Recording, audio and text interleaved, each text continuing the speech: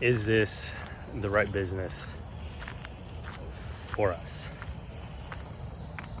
You know, I have a problem where I tend to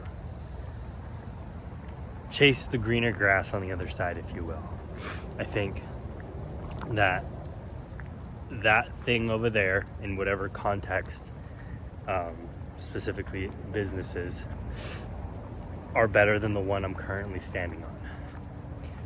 And I always have to be mindful of that. But it's difficult when I constantly feel like there's something better. You know, this business, this vehicle that we're in, it feels like I don't have a better way to put it other than just not right. And I think my biggest reason behind that is I hate it. Hate's a strong word. Maybe not hate. You know, I do a lot of, well, it's better than. So I do a lot of those, kind of comparing it to something else I did working in a restaurant, you know, whatever. It's better than that. But it seems like where I'm at, there's no way out, and that it's going to continue to suck no matter what level it's at.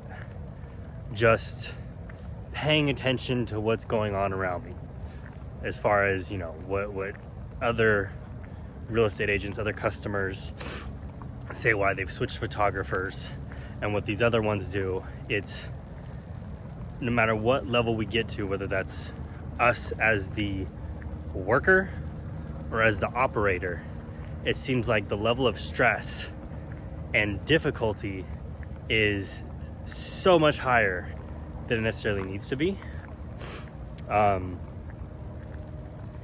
And that it's just a means to an end, which I could be right. It could be what it is, what it's supposed to be. And maybe that's the lesson that I'm being taught right now. Stick it out, stick it through. You know, we can't complain. We haven't hit our full potential, and we grow every single month. And there's still a lot of opportunity on the table as far as what we need, right? We can still make, probably our cap would be where we're at now, like 150,000, working our asses off. But you know, when I say that, working our ass off for 150,000, it just seems pointless, and that could be a wrong way of thinking, admittedly. In fact, I almost kind of know that it is, because we're just, you know, not good enough yet. You know, like, the reason it's only 150 is because we don't know how to scale and operate. And so maybe the next logical step is just raising our prices once we get to that point, you know, and dropping some people and giving us some more margin to be able to hire others in the business. And maybe it seems a bit better, more appealing then. But for me, I still question every day how I ended up in this. You know, like, it's the funniest sort of outcomes. I mean, I know how, but it's like, why did I ever think I'd be good at this? Like, I am good, but I don't think I have the capacity to ever be great, at least at the working side. I'm not going to go into all that. It's just kind of based off how I believe I am and how my brain operates, is different than how I think a photographer's brain should operate. And I think that feeling alone, knowing that I probably will never be like in the top 5%, that doesn't sit well with me, because that's the most logical and easiest way to make more money, is to be in the top 5%. So that's another kind of like roadblock, I guess. But I make these not just so one day I can look back, but I've found that for me, one of the best ways for me to understand what's going on in my brain is simply just to speak on it. And, you know, there's a quote, I don't speak to be understood, I speak to understand. And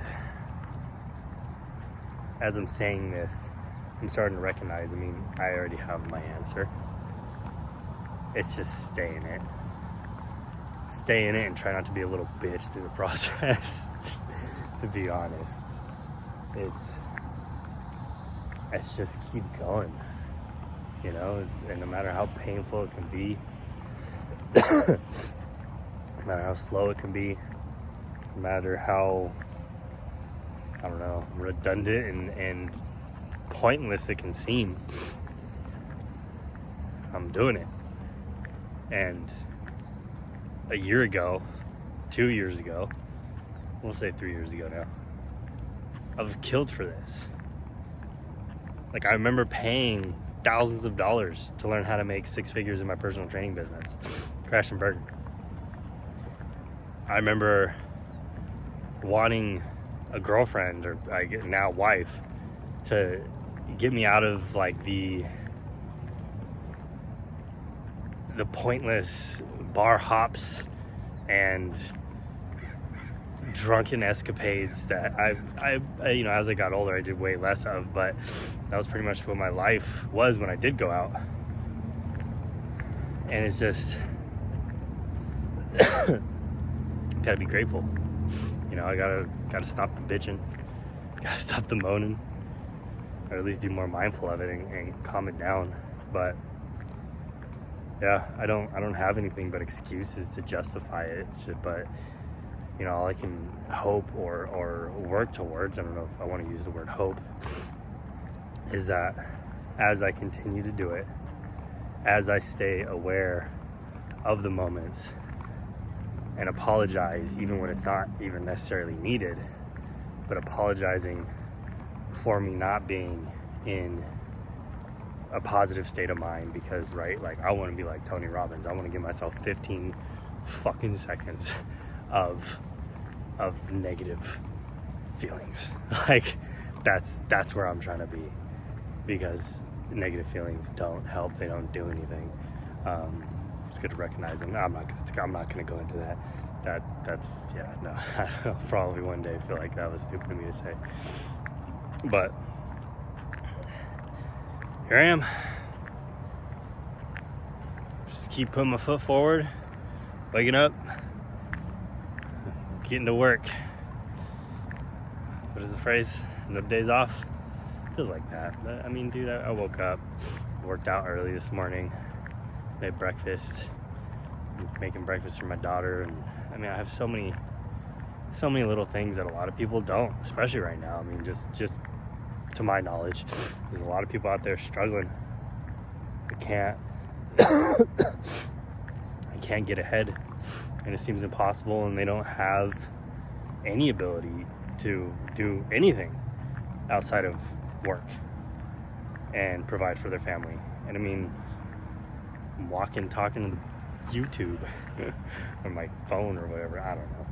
But I guess it's just my message for myself here is just stay grateful, stay the course, don't get lazy, don't get taken back, don't think that the grass is greener. Stay in this, because as I heard this morning, your first business isn't where you get rich, it's where you get really good. So let's get really fucking good.